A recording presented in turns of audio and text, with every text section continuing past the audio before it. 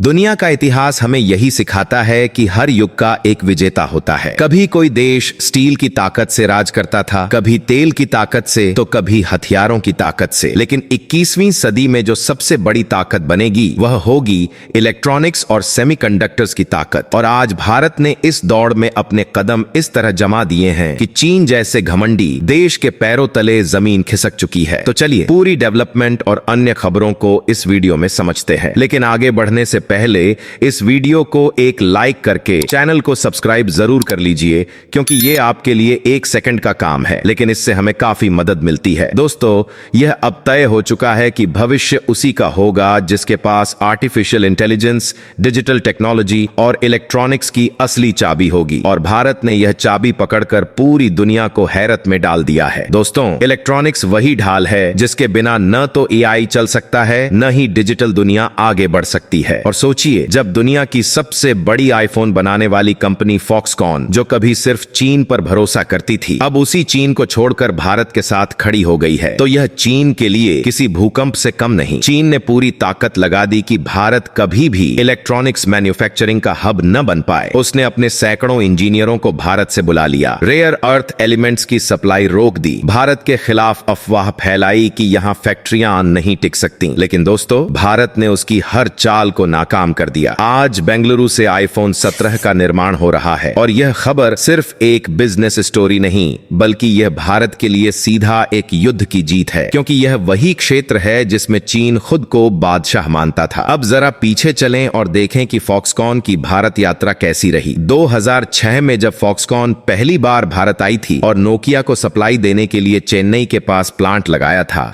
तो दुनिया को लगा था कि भारत इलेक्ट्रॉनिक्स मैन्युफैक्चरिंग का नया हब बनेगा। मगर 2014 में नोकिया का प्लांट बंद होते ही फॉक्सकॉन पीछे हट गई और आलोचकों ने मजाक उड़ाया कि भारत मैन्युफैक्चरिंग के लायक नहीं। लेकिन यही भारत 2019 में दुनिया को चौंकाता है, जब एप्पल के कहने पर फॉक्सकॉन भारत में आईफोन बनाने लगा और पहली बार दुनिया ने assembled in India, sold to the world का टैग देखा। यह भारत की पहली निर्णायक जीत थी, जिसने दिखा दिया कि भारत अब टिकेगा और बढ़ेगा। हालांकि मुश्किलें भी आईं। 2021 में तमिलनाडु में फॉक्सकॉन की फैक्ट्री में खराब खाना और गंदगी की वजह से मजदूर, जिनमें ज्यादातर महिलाएं थीं, सड़कों पर उतर आए और एप्पल ने फैक्ट्री को प्रोबेशन पर डाल दिया। उस वक्त भी दुश्मनों ने ताने मारे कि भारत में मैन्युफैक्चरिंग टिकती नहीं। लेकिन दोस्तों, यही वह मोड़ था जब भारत ने सबक लिया, और फॉक्सकॉन ने भी, कि भारत में मैन्युफैक्चरिंग तभी चलेगी जब मजदूरों को सम्मान, सुरक्षा और सुविधाएं दी जाएंगी। आज फॉक्सकॉन भारत में महिला कर्मचारियों के लिए सुरक्षित हॉस्टल और आधुनिक सुविधाएं बना रहा है। यह बदलाव बताता है कि भारत अब मैन्युफैक्चरिंग को मजदूरों के शोषण पर नहीं,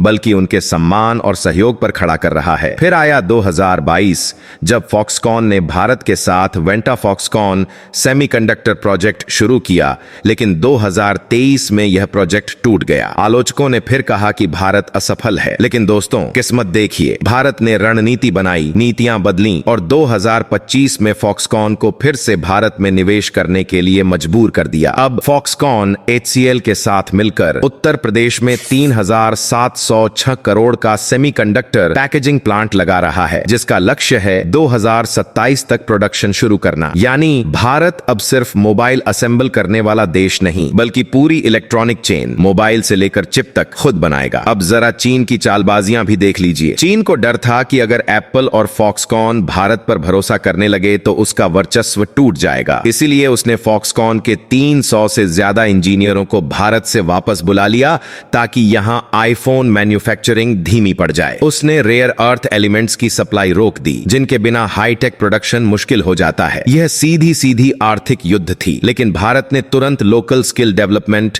वैकल्पिक सप्लाई चेन और नई पॉलिसीज से इस वार को भी नाकाम कर दिया। और इसका सबसे बड़ा हथियार बना भारत का PLI स्कीम, यानी प्रोडक्शन लिंक्ड इंसेंटिव। यही वजह है कि 2014 में जहां सिर्फ 2 मोबाइल फैक्ट्रियां थीं, आज भारत में 300 से ज्यादा फैक्ट्रियां हैं और 99% मोबाइल भारत में ही बन रहे हैं। इतना ही नहीं, 2025-26 की पहली तिमाही में इलेक्ट्रॉनिक्स एक्सपोर्ट में 47% की जबरदस्त उछाल दर्ज हुई है, और लक्ष्य है कि 2026 तक $300 अरब का प्रोडक्शन किया जाए, जिसमें से $120 अरब एक्सपोर्ट होगा। एप्पल पर नजर नजर डालिए। आज एप्पल अपने आईफोन्स का 14 से 17% भारत में बना रहा है और 2027 तक यह 30% से भी ज्यादा होगा। यानी चीन का वर्चस्व टूट रहा है और भारत नई ऊंचाइयों पर पहुंच रहा है। सोचिए दोस्तों, जो फॉक्सकॉन 2006 में भारत आया, 2014 में चला गया, 2019 में लौटा, 2021 में झटका खाया, 2023 में प्रोजेक्ट खोया, वही फॉक्सकॉन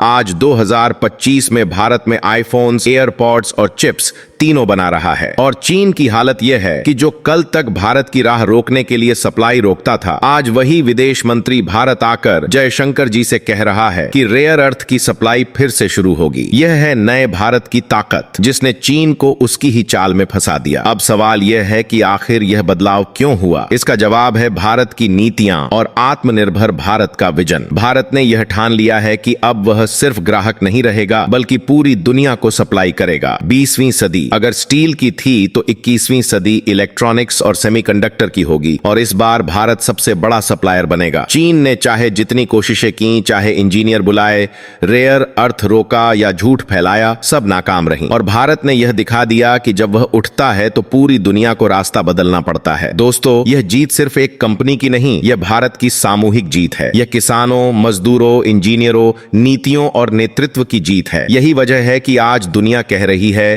कि अगर कोई देश चीन का विकल्प बन सकता है तो वह भारत है। और सबसे बड़ी बात, चीन यह सच मानने पर मजबूर हो चुका है। तो दोस्तों, यह है भारत की नई गाथा, यह है आत्मनिर्भर भारत की ताकत, और यह है उस राष्ट्र की पुकार जो अब किसी के आगे झुकने वाला नहीं। सोचिए, जब भारत आईफोन से लेकर चिप्स और रेयर अर्थ तक में आत्मनिर्भर बन जाएगा तो क्या दुनिया भारत के बिना एक दिन भी टिक पाएगी? बिल्कुल नहीं। इसलिए दोस्तों, इस वीडियो को अब भी लाइक कीजिए और अपने दोस्तों को शेयर करिए। जय हिंद, जय भारत, जय श्री राम।